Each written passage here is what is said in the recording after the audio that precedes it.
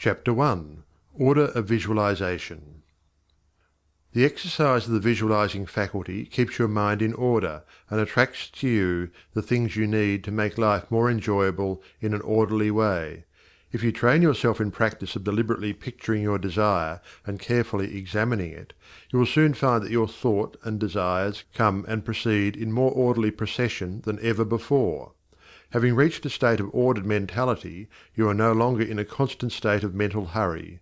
Hurry is fear, and consequently destructive. In other words, when your understanding grasps the power to visualize your heart's desire and hold it with your will, it attracts to you all things requisite to the fulfillment of that picture by the harmonious vibrations of the law of attraction.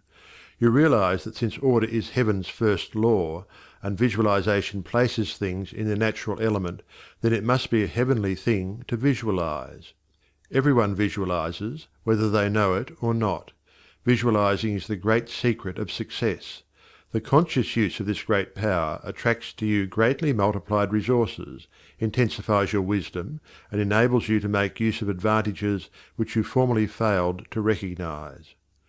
We now fly through the air, not because anyone has been able to change the laws of nature, but because the inventor of the flying machine learned how to apply nature's laws, and by making orderly use of them produced the desired result. So far as natural forces are concerned, nothing has changed since the beginning. There were no airplanes in the year 1, because those of that generation could not conceive the idea as a practical working possibility. It has not yet been done, was the argument, and it cannot be done. Yet the laws and materials for practical flying machines existed then as now. Troward tells us that the great lesson he learned from the airplane, and while use this key and make your life exactly what you wish it to be, is a careful inquiry into the unseen causes which stand back of every external and visible condition.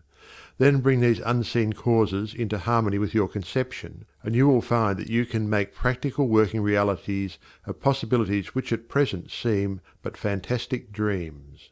We all know that the balloon was the forefather of the airplane. In 1766, Henry Cavendish, an English nobleman, proved that hydrogen gas was 7 times lighter than atmospheric air. From that discovery the balloon came into existence, and from the ordinary balloon the dirigible, a cigar-shaped airship, was evolved.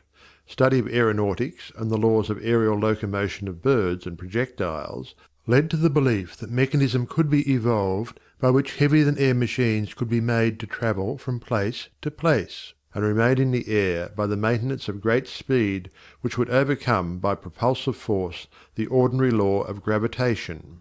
Professor Langley of Washington, who developed much of the theory which others afterwards improved, was subjected to much derision when he sent a model airplane up, only to have it bury its nose in the muddy waters of the Potomac. But the Wright brothers, who experimented in the latter part of the 19th century, realized the possibility of travelling through the air in a machine that had no gas bag.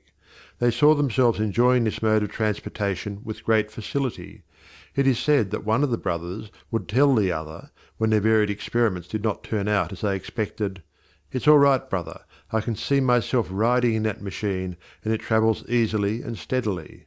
Those Wright brothers knew what they wanted, and kept their pictures constantly before them. In visualizing, or making a mental picture, you are not endeavoring to change the laws of nature. You are fulfilling them. Your object in visualizing is to bring things into regular order both mentally and physically. When you realize that this method of employing the creative power brings your desires, one after another, into practical material accomplishment, your confidence in a mysterious but unfailing law of attraction, which has its central power station in the very heart of your word picture, becomes supreme. Nothing can shake it. You never feel that it is necessary to take anything from anybody else. You have learned that asking and seeking have receiving and finding as their correlatives. You know that all you have to do is to start the plastic substance of the universe flowing into the thought molds your picture desire provides. End of Chapter 1.